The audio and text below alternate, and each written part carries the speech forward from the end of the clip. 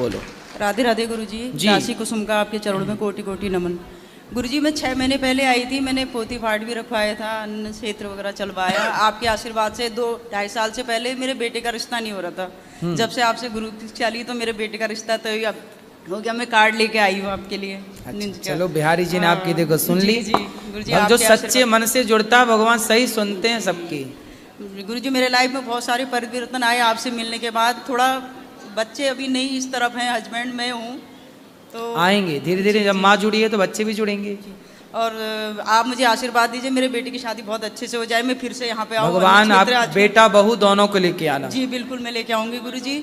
और गुरुजी मेरा एक प्रश्न है, ये भी है, मैं तुलसी की माला जैसे जाप करते वो उलझ जाती है, तो जब टच करती हूँ दूसरे हाथ से सीधी करती हूँ तो वो खंडित हो जाती है? ना ना खंडित नहीं होती, आप सीधी करके जपो। अच्छा।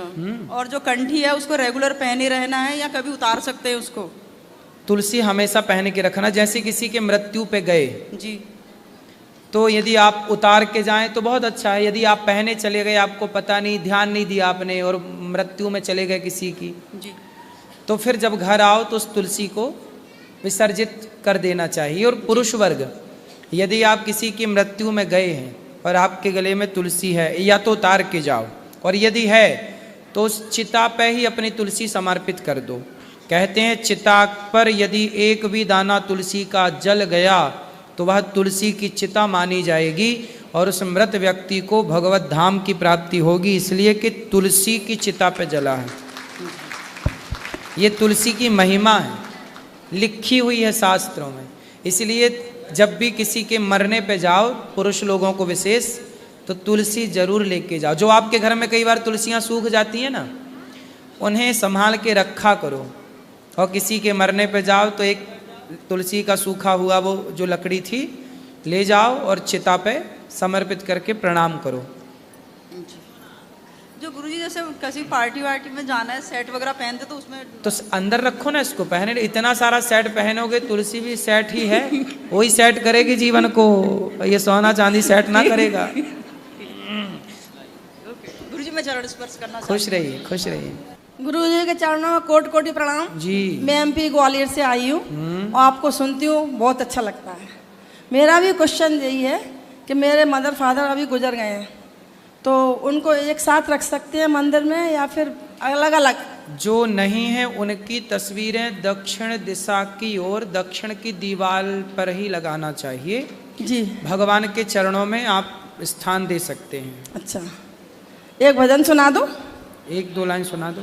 जग में सुंदर हैं दो नाम, चाहे कृष्ण कहो या राम, बोलो राम राम राम, बोलो राम राम श्याम। एक तो राधिक संग विराजे, एक जानकी संग में राजे,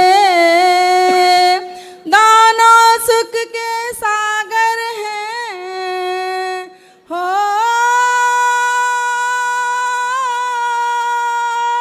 दोनों सुख के सागर हैं और दोनों सुख के धाम, चाहे कृष्ण कहो या राम। जग में सुंदर हैं दो नाम, चाहे कृष्ण कहो या राम, बोलो राम राम राम, बोलो श्याम श्याम। धन्यवाद। बहुत सुंदर, बहुत सुंदर, बहुत बढ़िया। जय श्री नारायण गुरुजी। तो गुरुजी हम दोनों में मिसअंडरस्टैंडिंग टाइप का हो चुका है और मैं तकरीबन 3-4 महीने से बहुत परेशान हूँ। कभी कदाल दोनों इंसान अपने आप को लगता है जो मैं कुछ कर लूँ तो कभी मैं कुछ कर लूँ। उनका कहना ये है जो आपका किसी के साथ अफेयर है।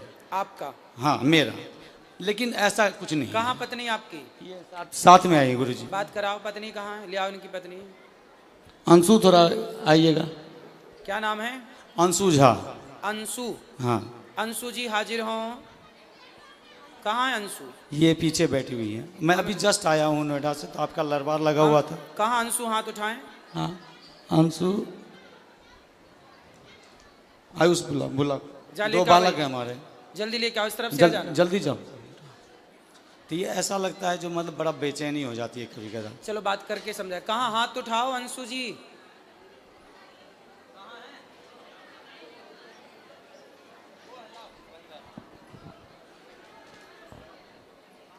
और क्या समस्या है?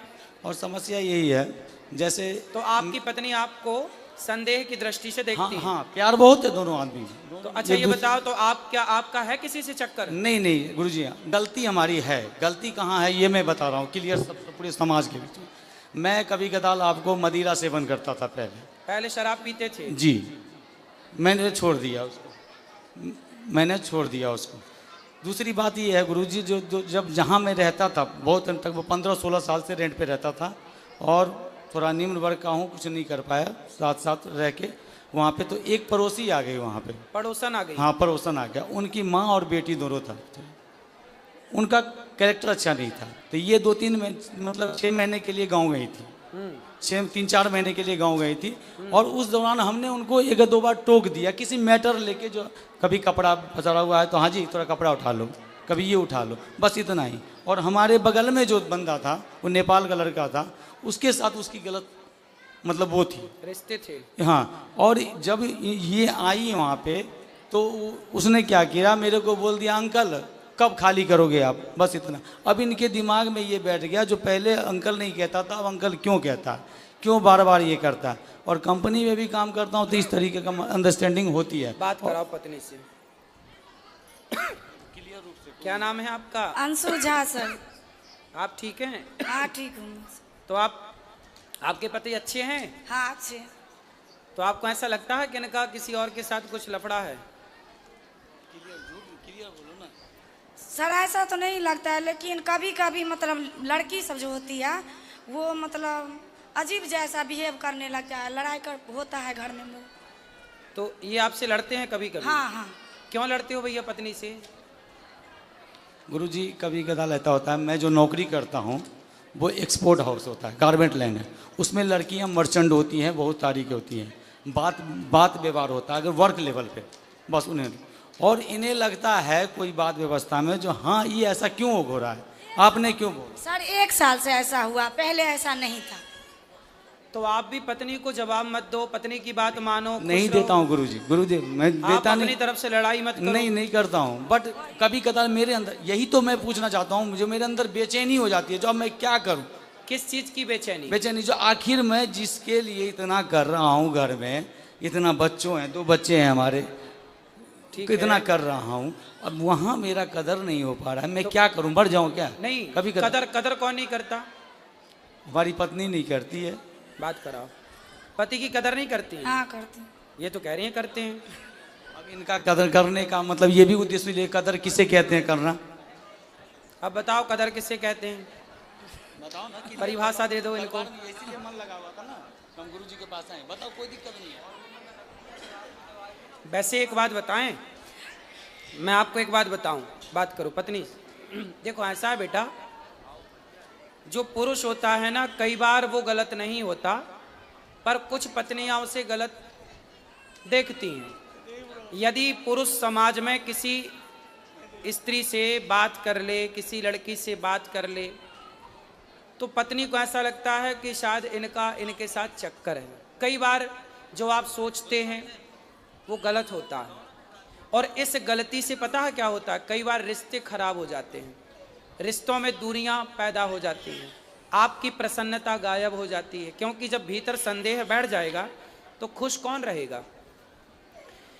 लेकिन आप कई बार जो सोचती हो वो गलत होता है, इसलिए सोचो मत। यदि आप अपनी आंखों से देख लो, यदि आपने ठोस प्रमाण इकट्ठे कर लिए तो आप बिल्कुल कहो कि हाँ ये व्यक्ति गलत है। पर जब आपने देखा नहीं, किसी के मुंह से सुना नहीं, कोई ठोस सबूत नहीं है आपके पास, फिर आरोप लगाना गलत है। ठीक है। और दूसरा आप पति की इज्जत, देखो पति, पहले ये बताओ कि आपके पति आपका सम्मान, आपकी इज्जत करते हैं कि नहीं? हाँ करते हैं सर। तो आपको भी करना चाहिए कि नहीं? मैं भी करती हूँ, लेकिन 1 साल से ऐसा हुआ, पहले ऐसा तो नहीं। 1 साल से अब आप इज्जत नहीं करती?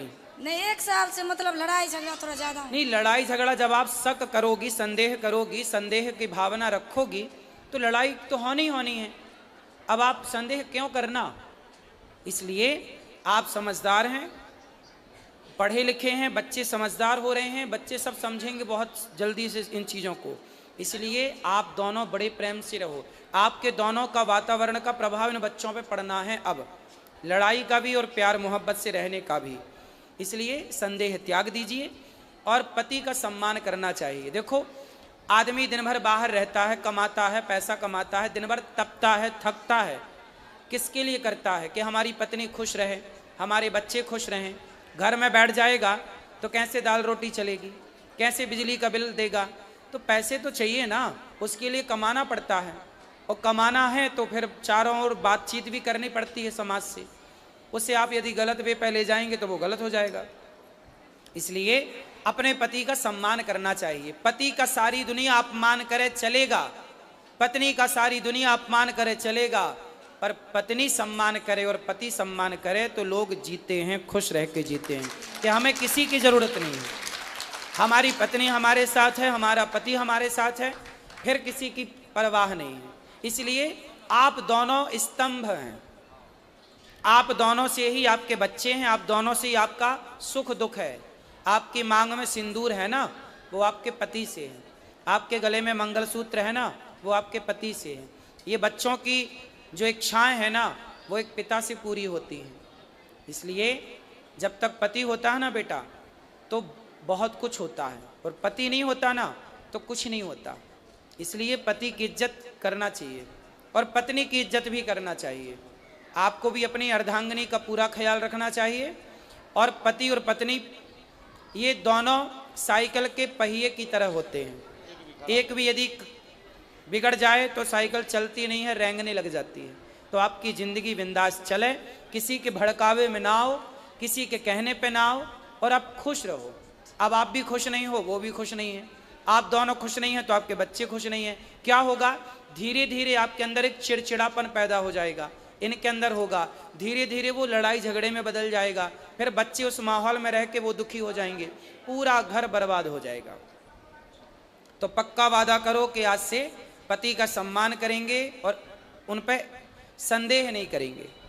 करोगे? नहीं गुरु। यदि करना है संदेह तो ठोस प्रमाण के साथ, ठीक है? और आपको भी इन्हें विश्वास दिलाना चाहिए, बिल्कुल कि दिलाऊंगा आप बिल्कुल गलत नहीं हैं। बिल्कुल दिलाऊंगा गुरुदेव। यदि पत्नी को संदेह है हाँ। तो पति का धर्म है कि वो उसके उसको संदेह को करना, दूर करे। दूर करना, और हर स्टेप कैसे पे दूर करेगा? करूंगा। विश्वास जीत कर करोगे? बिल्कुल करूंगा गुरुदेव, ठीक। क्योंकि यही हमारा जिंदगी है, यही परिवार है। ठीक है।